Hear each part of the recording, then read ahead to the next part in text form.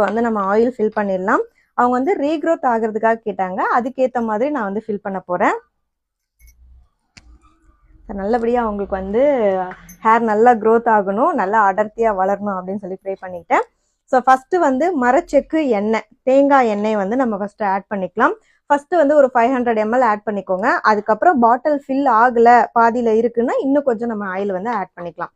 First 500 ml நம்ம add பண்ணிப்போம்.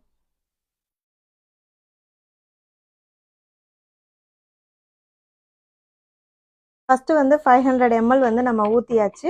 அதுக்கப்புறம் வந்து எசென்ஷியல் ஆயில் ஆட் பண்ணிக்கலாம். ரீக்ரோத் ஆகணும்னு அவங்க கேட்டிருக்கிறதால ரோஸ்மெரி எசென்ஷியல் ஆயிலும் லாவெண்டர் எசென்ஷியல் ஆயிலும் நான் ஆட் பண்ணுறேன்.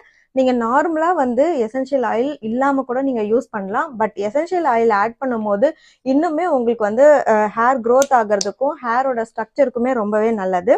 ஃபஸ்ட்டு வந்து ரோஸ்மெரி எசென்ஷியல் ஆயில், இது வந்து ஒரு